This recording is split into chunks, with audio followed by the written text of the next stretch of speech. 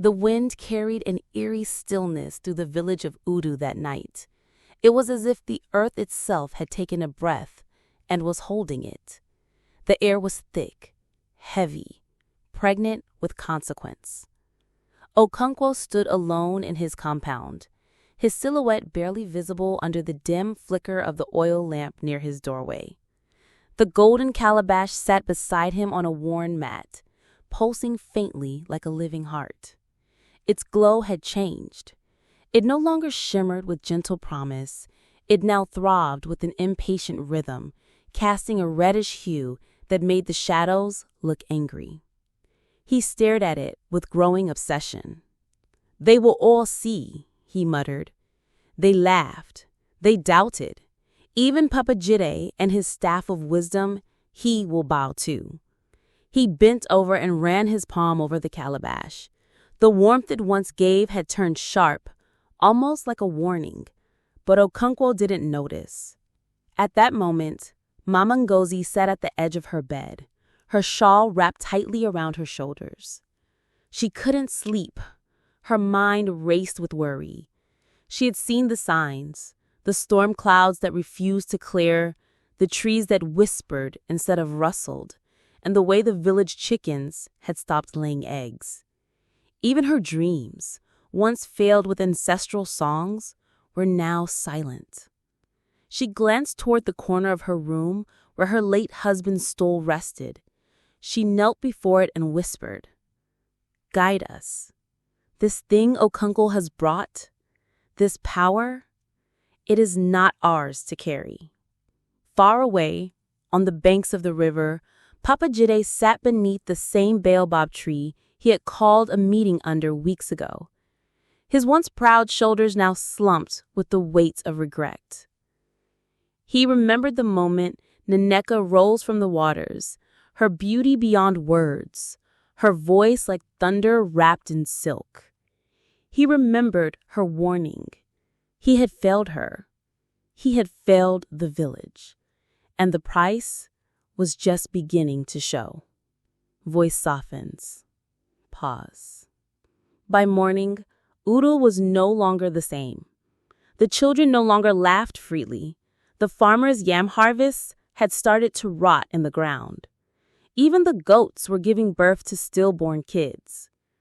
At first, the villagers called it bad luck, but as the golden calabash glowed brighter and the skies darker, they began to whisper the truth.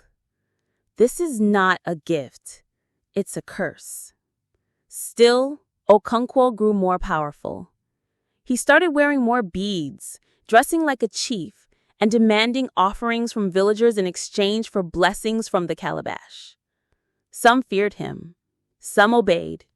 Others, like Mama Ngozi, watched with heavy hearts.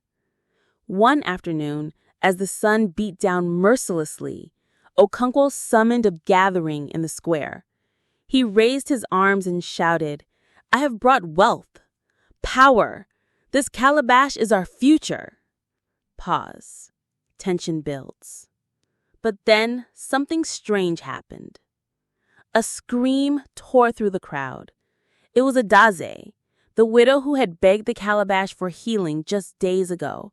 Her only child, little Chika, had died in the night. No illness, no injury, just silence. Cold, unexplainable silence. "He was fine. He laughed yesterday.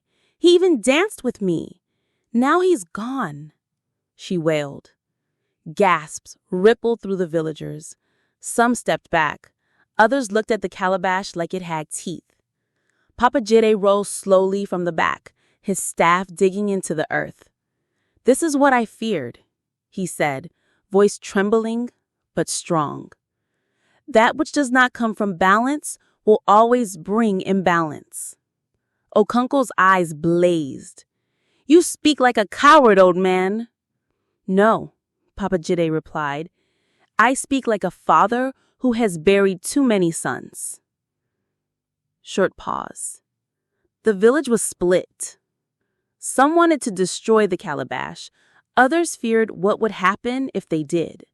But that night, the river goddess returned.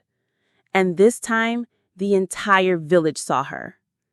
She rose from the river like a pillar of light, but her face was no longer radiant.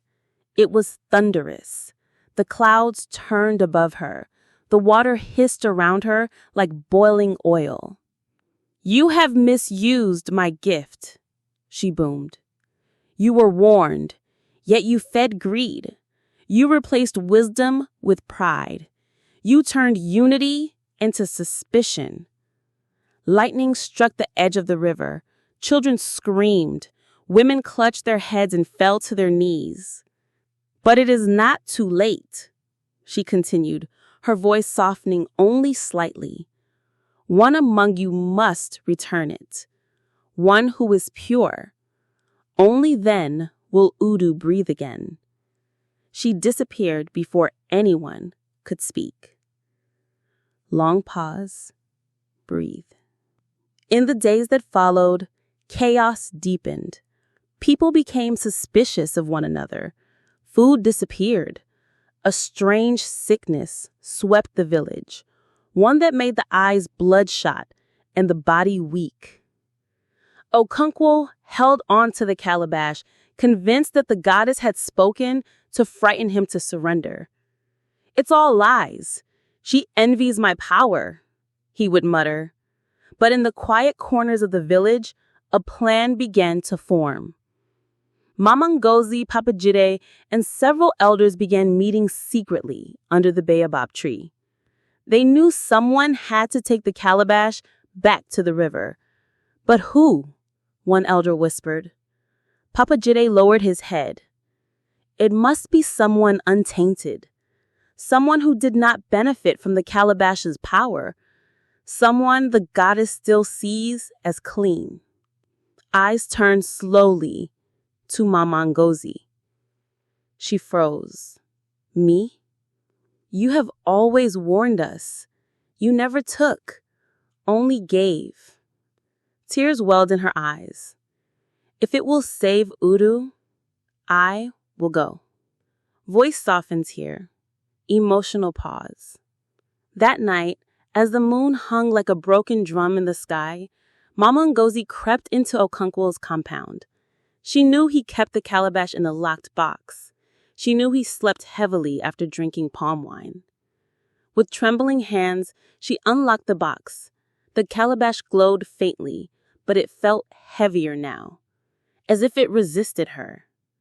She whispered, "Forgive me." But as she turned to leave, Okonkwo stood in the doorway. "Where are you going with that?" he asked, voice icy. "I'm returning it," she said, "before it destroys us all." "You won't leave this compound," he growled, stepping forward. But Mama Ngozi raised her hand. "I do not fear you, Okonkwo, and neither does the river." He lunged, but she was faster. She ran.